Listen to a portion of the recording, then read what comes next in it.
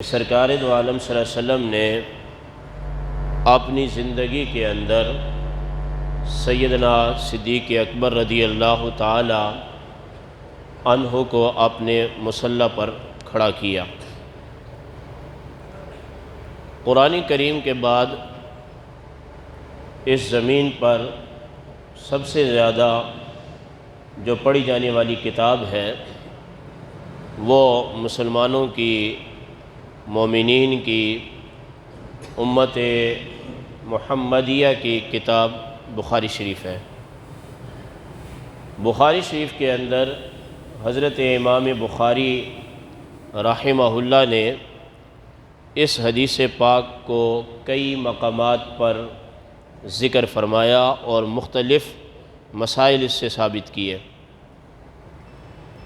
تو بخاری شریف کے اندر حدیث پاک اس طرح سے ہے، سرکار دو عالم صلی اللہ علیہ وسلم بیماری کے ایام میں تھے، مرض الموت میں تھے۔ مرض الموت اس بیماری کو کہتے ہیں کہ جس بیماری کے اندر انسان کو موت واقع ہو۔ عام طور پہ اردو زبان میں بستر مرگ سے تعبیر کرتے ہیں۔ تو نبی کریم علیہ السلام کی بیماری کے ایام میں سیدنا صدیق اکبر رضی اللہ تعالی عنہ نے 17 نمازوں کی امامت فرمائی۔ سیدنا علی المرتضیٰ رضی اللہ تعالیٰ عنہ سے ہے، ان سے کسی نے پوچھا کہ سیدنا صدیق اکبر رضی اللہ تعالیٰ عنہ کو آپ نے خلیفہ مان لیا، اس کی وجہ کیا ہے؟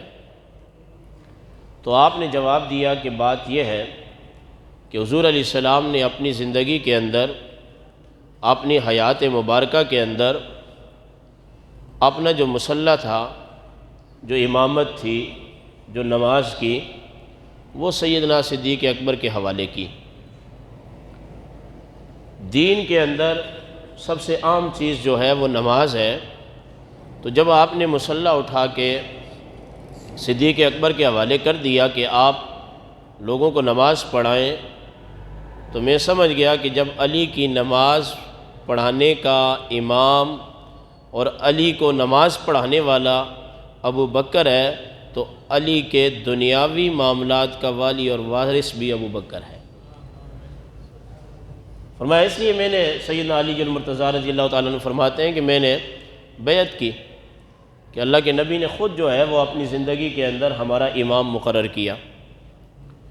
یہ ایک دفعہ نہیں ہے، کئی دفعہ آپ نے اس طرف اشارے بھی فرمائے، جیسے کہ حج کے موقع پر سن 9 ہجری میں پہلا حج ادا کیا گیا باقاعدہ ایک عمارت کے تحت، تو اس کا امیر بھی سیدنا ابو بکر صدیق رضی اللہ تعالیٰ عنہ کو سرکار نے مقرر فرمایا تھا۔ آپ نے اس سال حج نہیں کیا تھا، مگر جو قافلہ بھیجا تھا آپ نے حج کے لیے، اس کا امیر بھی جو ہے وہ سیدنا ابو بکر صدیق رضی اللہ تعالیٰ عنہ کو مقرر فرمایا تھا۔ اور جب سورہ توبہ کی چند آیات طیبات نازل ہوئیں تو حضور علیہ السلام نے سورہ توبہ کی وہ آیات دے کر علی المرتضیٰ کو بھیجا کہ آپ جائیں ابو بکر رضی اللہ تعالیٰ عنہ سے یہ کہیں کہ یہ آپ کے قافلے کے نکلنے کے بعد آیتیں نازل ہوئی ہیں، فلہذا آپ حج کے مواقع پر، حج کے اجتماعات میں ان آیات کو پڑھ کے سنائیں۔ تو اگر حضور علیہ السلام نے اپنے بعد علی المرتضیٰ کو خلیفہ مقرر کرنا ہوتا تو آپ فرماتے کہ آیتیں بھی لے جاؤ اور صدیق اکبر سے کہو کہ وہ آپ کی عمارت کے اندر حج ادا کریں۔ بلکہ جب آپ پہنچے، سیدنا صدیق اکبر اس وقت فجر کی نماز پڑھا رہے تھے، تو پیچھے ہٹنے لگے کہ کیونکہ جس اونٹنی پر سیدنا علی المرتضیٰ گئے تھے وہ اونٹنی نبی کریم علیہ السلام کی اونٹنی تھی۔ تو آپ نے یہ سمجھا کہ حضور علیہ السلام تشریف لے آئے ہیں حج کے ارادے سے۔ تو جب آپ نے دیکھا کہ وہ تو علی المرتضیٰ نے نماز کو مکمل کیا، تو سیدنا صدیق اکبر نے یہ بات پوچھی کہ انت امیر ام مامور، کہ آپ کو ہمارے قافلے کے بعد نبی کریم علیہ السلام نے مدینہ سے مکہ بھیجا ہے، حج کا امیر تو مجھے بنایا تھا، امام مجھے بنایا تھا، اب پیچھے سے آپ تشریف لا چکے ہیں، تو آپ یہ بتائیں کہ اب آپ حج کے امیر ہوں گے یا میری امارت کے اندر حج ادا کریں گے؟ تو سیدنا علی المرتضیٰ رضی اللہ تعالیٰ نے عرض کی امیر تو آپ ہی ہوں گے حج کے، مگر سورہ توبہ کی چند آیات نازل ہوئی ہیں وہ میں نے پڑھ کے سنانی ہے۔ تو حج جو ہے یہ ارکان الاسلام میں سے ایک اسلام کی شان و شوکت کو ظاہر کرنے کے لیے سب سے بڑا ذریعہ ہے۔ اس کا امیر نبی کریم علیہ السلام نے اپنی زندگی میں سیدنا ابوبکر صدیق رضی اللہ تعالیٰ عنہ کو بنایا، اور بخاری شریف کے اندر اس طرح سے ہے کہ جب نبی کریم علیہ السلام نے صحابہ کرام سے طلب فرمایا کہ نماز کا وقت ہو گیا ہے، تو عرض کی گئی کہ جی ہاں یا رسول اللہ نماز کا وقت ہو گیا ہے۔ تو آپ اتنے بیمار تھے، مرض الموت میں تھے، بستر مرگ پر، کہ چل نہیں سکتے تھے، تو آپ نے جو الفاظ ارشاد فرمائے وہ بخاری شریف میں مرو ابا بکر فلیصلی بالناس، ابو بکر کو جا کے کہو کہ اللہ کا رسول کہہ رہا ہے کہ لوگوں کو نماز پڑھاؤ۔ کتاب الصلاۃ کے اندر یہ الفاظ کئی مقامات پر کئی مسائل کو اور کئی ترجمۃ الباب کو ثابت کرنے کے لیے امام بخاری نے درج فرمائے ہیں۔ اور یہاں یہ بات بھی ہے کہ سیدہ عائشہ صدیقہ طیبہ طاہرہ رضی اللہ تعالی عنہا نے عرض کی یا رسول اللہ آپ کسی اور کو حکم کریں وہ لوگوں کو نماز پڑھائیں، میرے باپ نرم دل ہیں، نرم مزاج ہیں، وہ آپ کی جگہ پر کھڑے ہوں گے تو وہ رو پڑیں گے، ان سے رہا نہیں جائے گا۔ تو نبی کریم علیہ السلام نے فرمایا کہ تم یوسف علیہ السلام کے زمانے کی عورتوں کی طرح ہو، میں تمہیں یہ بات کہہ رہا ہوں کہ جا کے ابو بکر صدیق سے کہو کہ وہ لوگوں کو نماز پڑھائے۔ اور ایک دوسرے مقام میں یہ حدیث سبل الہدیٰ والرشاد کے اندر اس طرح موجود ہے کہ جب نماز کا وقت ہوا تو سیدنا بلال رضی اللہ تعالیٰ عنہ حاضر خدمت ہوئے، تو عرض کی یا رسول اللہ نماز کا وقت ہو گیا ہے، واپس آپ تشریف لائے۔ تو چونکہ حضور علیہ السلام اس وقت اتنے شدید علالت میں تھے کہ آپ علیہ السلام نماز کے لیے نہیں تشریف لے جا سکتے تھے، پھر دوبارہ آئے دوسری بار، تو عرض کی کہ یا رسول اللہ نماز کا وقت ہو گیا ہے۔ تو آپ علیہ السلام نے فرمایا جاؤ ابو بکر سے کہو کہ لوگوں کو نماز پڑھائے، جو ابو بکر کے پیچھے پڑھنا چاہتا ہے پڑھ لے، جو نہیں پڑھنا چاہتا نہ پڑھے۔ یہ حدیث کے الفاظ ہیں کہ جو ابو بکر کے پیچھے نماز پڑھنا چاہتا ہے وہ آ کے پڑھ لے، اور جس نے نہیں پڑھنی وہ نہ پڑھے۔ اور میں نے گزشتہ جمعے میں یہ عرض کی تھی کہ نبی کریم علیہ السلام نے مولا کائنات سے یہ فرمایا تھا کہ میں نے 3 بار اللہ سے دعا کی، لیکن اللہ پاک نے ابو بکر صدیق رضی اللہ تعالیٰ عنہ کو مومنین کا امام منتخب فرمایا۔ یہ آج کے زمانے میں میڈیا کا دور ہے، آپ بڑی شور سنتے ہوں گے۔ بخاری شریف میں ایک حدیث آتی ہے کہ نبی کریم علیہ السلام نے اپنے وصال شریف کے وقت قلم اور کاغذ منگوائے تاکہ کچھ لکھ دیں، تو حضرت عمر رضی اللہ تعالیٰ عنہ نے عرض کی کہ یا رسول اللہ جو کچھ آپ نے پہنچا دیا وہ کافی ہے۔ تو اس وقت حالت ایسی تھی کہ لکھنے کی نہیں تھی، آپ نے منع فرما دیا۔ لکھنا کیا چاہتے تھے حضور علیہ السلام؟ لکھنا کیا چاہتے تھے؟ پوری حدیث بیان نہیں کی جاتی ہے، حدیث کا آدھا ٹکڑا بیان کیا جاتا ہے۔ ہمارے دور کا المیہ اور ظلم یہ ہے کہ اپنے مطلب کی بات نکال کے ہم بیان کرتے ہیں۔ پوری حدیث دیگر کتابوں میں اس طرح سے موجود ہے، آج بھی میں نے بار بار اس کو پڑھا کہ نبی کریم علیہ السلام نے قلم اور کاغذ منگوائے اور آپ علیہ السلام لیٹے ہوئے تھے، آپ نے اس کے بعد پہلو کو تبدیل کیا، کروٹ کو بدلا، اور بدلنے کے بعد پھر صحابہ کی طرف متوجہ ہوئے تو آپ علیہ السلام نے ارشاد فرمایا رہنے دو، اللہ اور مسلمان ابو بکر کے علاوہ میرے بعد کسی اور کی خلافت پر مطمئن نہیں ہیں۔ یہ حدیث کے لفظ ہیں کہ میرے بعد اللہ اور مومنین مسلمان کلمہ پڑھنے والے ابو بکر کے علاوہ کسی اور پر مطمئن نہیں ہے۔ پیر مہر علی شاہ صاحب رحمۃ اللہ تعالیٰ علیہ کی ایک کتاب ہے، حضرت اقدس مفتی فیض احمد صاحب رحمۃ اللہ تعالیٰ علیہ نے اس کو ترتیب دیا ہے۔ کتاب کا نام مہر منیر ہے۔ آج بھی میں اس کے کئی صفحات دیکھ رہا تھا۔ پیر مہر علی شاہ صاحب کا ٹاکرا ہو گیا ایک شیعہ ذاکر سے، شیعہ عالم سے، جو بھی آپ کہہ لیں، تو اس نے خلافت کے بارے میں کوئی بات کی تو پیر مہر علی شاہ صاحب نے سورۃ النور کی آیت نمبر 55 پڑھی، وعد اللہ الذین آمنوا منکم وعملوا الصالحات لیستخلفنہم فی الارض کما استخلف الذین من قبلہم، کہ اللہ پاک نے تم میں سے ان لوگوں کے ساتھ جو ایمان لائے وعدہ کیا ہے۔ ایک بات تو یہ ہے کہ اللہ کا وعدہ ہے، اور ہے کس کے ساتھ؟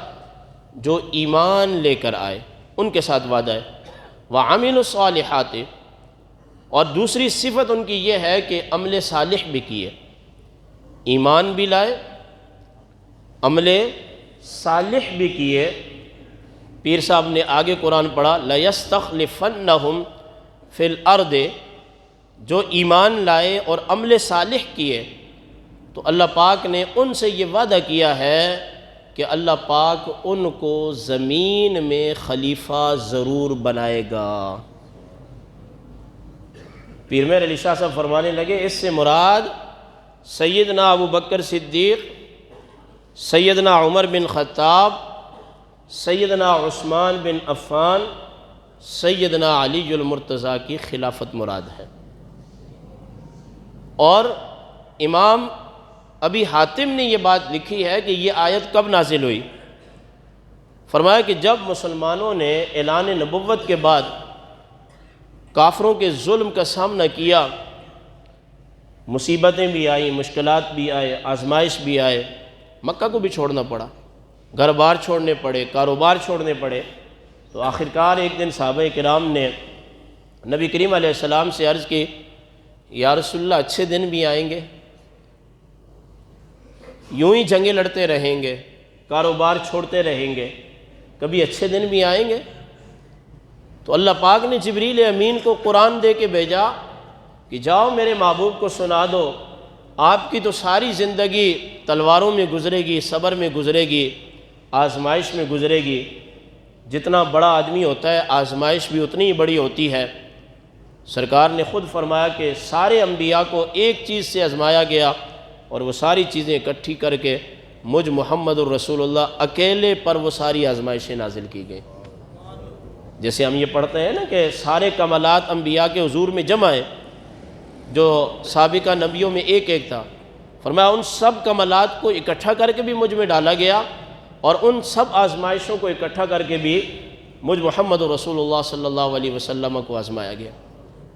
تو جب یہ صحابہ کرام نے عرض کی تو جبریل امین یہ آیت لے کر آئے، سورہ نور کی آیت نمبر 55، وعد اللہ الذین آمنوا منکم وعملوا الصالحات لیستخلفنہم فی الارض کما استخلف الذین من قبلہم۔